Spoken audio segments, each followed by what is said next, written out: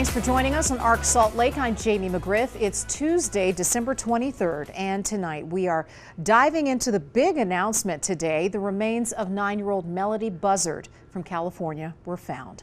The 9-year-old girl was reported missing in October. Her remains were discovered earlier this month in a remote area of Caineville, Utah, in Wayne County. Her mother, Ashley, now charged with her murder. Earlier today, the Santa Barbara County Sheriff spoke about the heinousness of this crime. Maternal filicide is rare and always difficult to comprehend.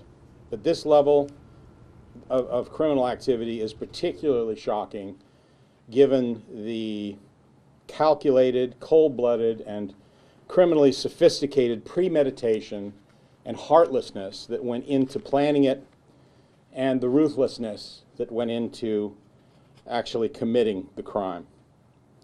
We have recovered a significant amount of evidence that clearly indicates that this heinous crime was committed by Ashley Buzzard, Melodee's mother, and the very person upon who she relied upon and trusted the most in this world.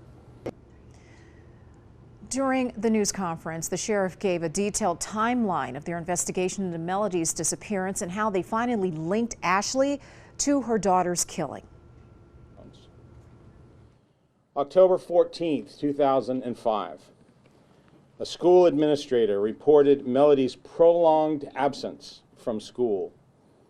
Deputies responded to the family's residence in Lompoc, where her mother, Ashley Buzzard, was contacted. Melodee was not at the residence, and Ashley provided no verifiable explanation for Melodee's whereabouts. October 15th, 2025, detectives served a search warrant at the Buzzard residence in the 500 block of Mars Avenue in the Lompoc area, looking for evidence pertaining to Melodee's whereabouts. Subsequent to the search warrant, it was determined that Ashley had recently rented a car, and video surveillance images were obtained showing Ashley and Melodee at the rental car office, both of them wearing wigs in an apparent attempt to conceal their identity. These images were shared with the public on October the 22nd in an attempt to obtain additional information about their whereabouts. On October 24th, 2025, detectives shared an updated timeline and travel route with the public of Melodee's last known movements along a multi-state round-trip travel route that included California, Nevada, Arizona, Utah, Wyoming, and Nebraska, with a return route including Kansas, Colorado, Utah, Arizona, Nevada, and then back to California. Detectives learned that along this trip, Ashley switched the license plates on the vehicle she had rented to a New York plate, and found out that she would back her vehicle into gas stations in an apparent attempt to avoid detection by their surveillance cameras. Melodee was last seen on video surveillance with Ashley on the Colorado side of the Colorado-Utah border on Thursday, October 9th, 2025. And detectives now believe that Melodee was murdered shortly after that stop. On October the 30th, sheriff's detectives, along with the FBI evidence response team, responded and served follow-up search warrants at the home of Ashley Buzzard, as well as for a storage locker that she had rented, and upon the car that she had recently rented as well. During the search of the Mars Avenue residence, an expended cartridge case was recovered. During the search of the vehicle, a live round of similar ammunition was located. Detectives submitted the expended cartridge case to the Bureau of Alcohol, Tobacco, Firearms, and Explosives for inclusion in their national database called NIBIN, the National Integrated Ballistic Information Network. December the 6th, 2025, members of the Wayne County Sheriff's Office in Utah responded to a call from a man and a woman who were taking photos just off the 3300 block of East State Route 24 in a remote part of Wayne County, Utah. This couple had discovered the decomposed body of a deceased person off of the side adjacent to West Caineville Road. On December 8th, 2025, a member of the Wayne County Sheriff's Office notified the Santa Barbara County Sheriff's Office of the discovery of the unidentified found body. Although immediate identification of the deceased person was not possible, it was apparent that the decedent was a female who had died from gunshot wounds to the head. December 17th, 2025, the Bureau of Alcohol, Tobacco, Firearms, and Explosives examination of cartridge cases found at the Utah crime scene resulted in a NIBIN hit, linking them to the single cartridge case that was found at the Buzzard residence. On December 22nd, yesterday, the FBI Crime Lab notified our agency that DNA analysis had determined that the remains found in Utah were a familial DNA match to Ashley Buzzard. Today, December 23rd, 2025, members of the Santa Barbara Sheriff's Office and the FBI served search and arrest warrants at the Mars Avenue residence and arrested Ashley Lynn Buzzard for the murder of Melodee Buzzard. Ashley was taken into custody without incident, and she was booked at the Northern Branch Jail for first-degree murder, where she is currently being held. Yeah, that's a lot to take in. We have done extensive coverage on the case of Ashley and Melodee Buzzard. You can find all of our reports on KUTV.com and on our YouTube page, and we'll continue to follow the latest as Ashley Buzzard's murder case goes through the courts. Tonight at 10, a 2 News investigation takes a closer look at two high-profile cases, the No Kings protest killing and the Wasatch County road rage killing. How one hearing before a judge can stop a defendant from ever standing trial, and why one former prosecutor says it's shaking up the criminal justice system. The author of the law says it's doing exactly what she intended it to do: prevent costly litigation and worry, only to result in an expensive jury trial and an acquittal. The story includes never-before-seen video in this 2 News investigation. I saw him loading the rifle. Like, that dude was definitely not there for fun. No. Hope that guy's all right. Watch Chief Investigative Reporter Wendy Halloran's exclusive investigation tonight at 10, only on 2 News. Another incredibly warm day, and it's only 2 days until Christmas. Meteorologist Sean Kelly has our first alert forecast. Well, we continue to see warm conditions, and that is not helping our snowpack across the state. We are in dire need of some snow, and you can see a whole lot of red here for central Utah, including, of course, the Wasatch Mountains. Some slight improvements, though, up in the Bear Lake area, where we've been seeing a few storms kind of clip our northern mountains, but that's really about it. The good news, we have a storm moving in. High elevation snow. It's not going to amount to much at some of those lower elevations, but at least it's something. We've got winter weather advisories for the Uinta Mountains, 6 to 12 inches of snow, and also for our southern mountains where we could see up to a foot of snow as well. This is from tomorrow through the day into Christmas. Right now, though, we are still dealing with the warm weather. 62 degrees was the high temperature, well above normal, breaking the record again today. We should be at 38 degrees for this time of year, but here we are dealing with the warmest December on record as well.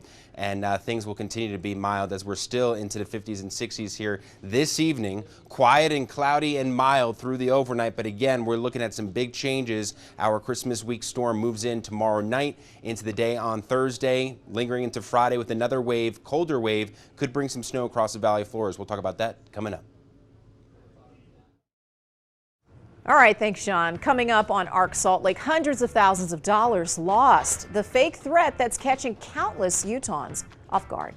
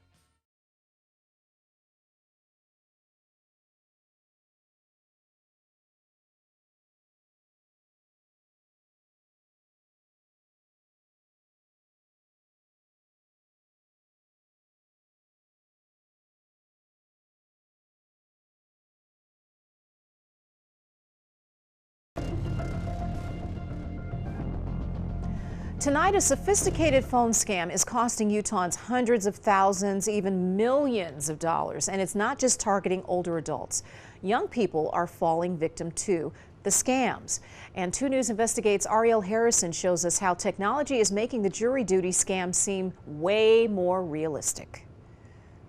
Hello, this is Sergeant Tyson Young with Douglas County Sheriff Office. It was such a different scam from what I'm used to watching out for. Nearing the end of his shift for the day at Channel 2 News, photojournalist Jeremy Dubas says a voicemail on his phone caught him incredibly off guard. They said that they're with the Douglas County Sheriff's Office. They explained to me that I had missed jury trial or jury duty for some big case. While Jeremy grew up in Nebraska, he has lived in Utah for more than 2 years. But the caller had answers.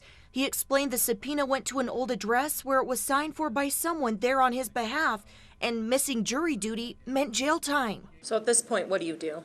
I'm still on the phone with him, and he said, okay, so we need to get a payment so we can freeze the warrant out for your arrest so you don't get arrested. 40 minutes into the call, Jeremy sent roughly $200 through PayPal.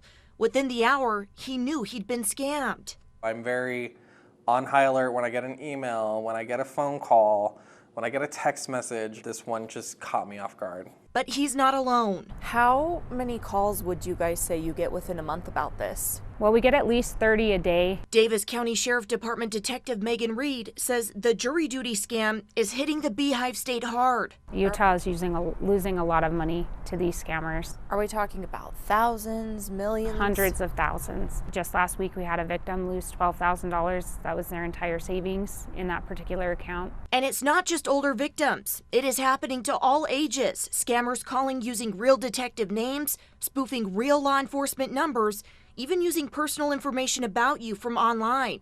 The shame, often keeping victims silent. This just happened last week, and when I walked out there, he stopped me and he had fallen for the scam.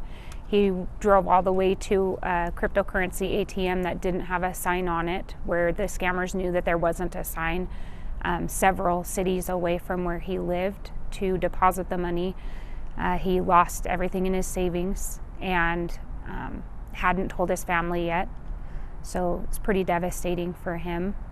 I did try to recover the funds, but the money was gone within 2 minutes for that one. In Jeremy's case, PayPal was able to refund his money. I felt like I was dumb for not seeing the signs right away and not seeing it as it was unfolding. An experience he now hopes will help warn others. We do stories all the time where we're telling people if it seems like it's serious, it needs to be handled immediately.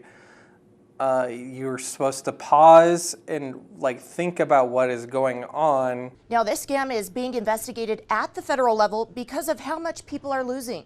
In some cases, it is possible to get your money back, but time is of the essence. And tomorrow morning, I share more about that and what Detective Reed says you should do if you get one of these calls. Ariel Harrison, KUTV 2 News.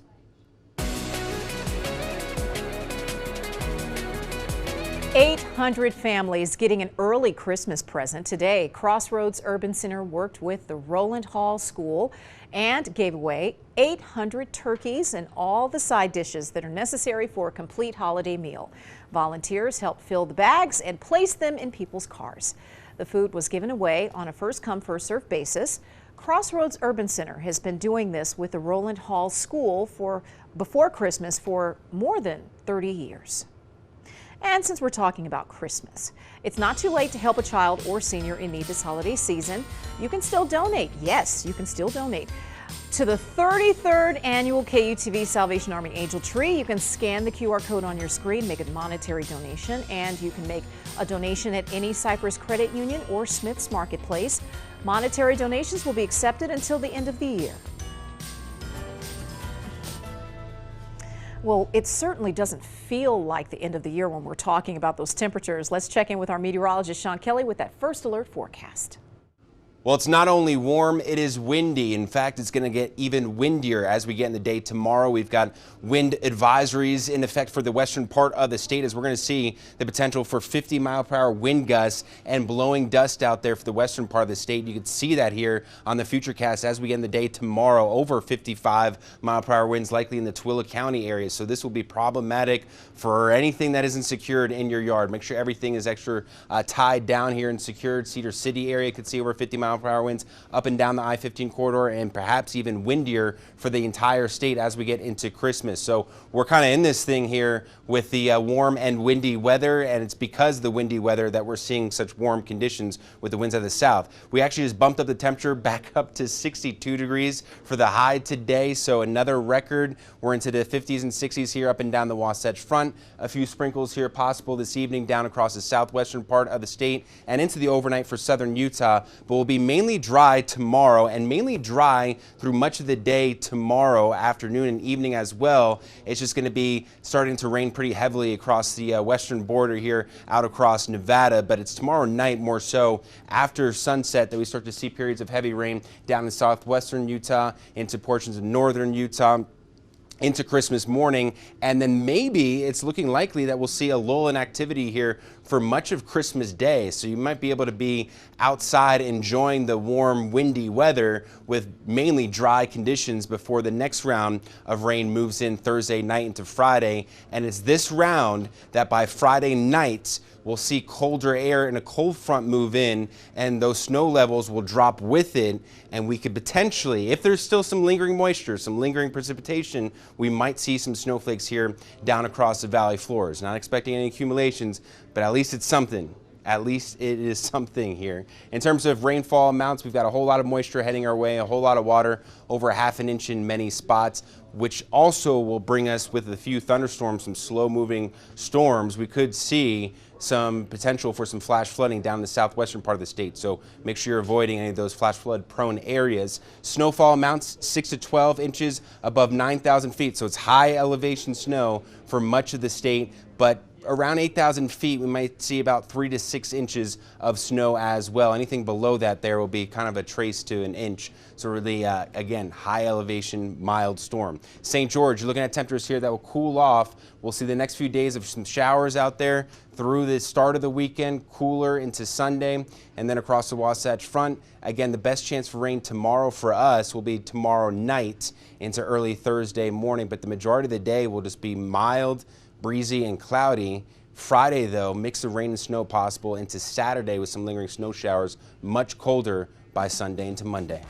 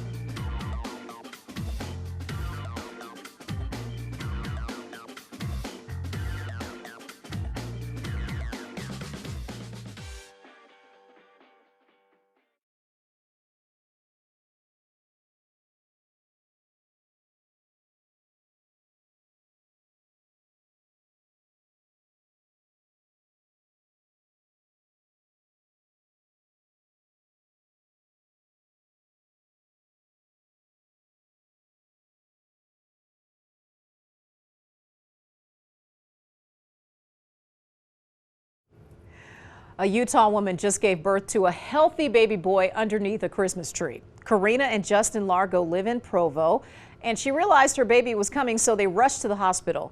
The couple made it to the lobby when baby Jackson entered the world. Karina gave birth right next to the Christmas tree. This was in the lobby at the Intermountain Health in Orem Community Hospital. To celebrate, staffers gave the tree to the new mom. Congratulations to them. All right, check this out. A doggy daycare in Cheshire, England, got into the festive spirit by creating a nativity scene with its dogs. Cheshire dog lady posted this video on Instagram with the caption, "Not exactly a silent night." No, definitely not, but definitely a cute one. A post also included a credits list with English Cocker Spaniel Rosie and Boston Terrier Woody nailing their roles as the angel and baby Jesus, and probably some of the wise doggies as well. Thanks so much for joining us. We hope that you have a great holiday season.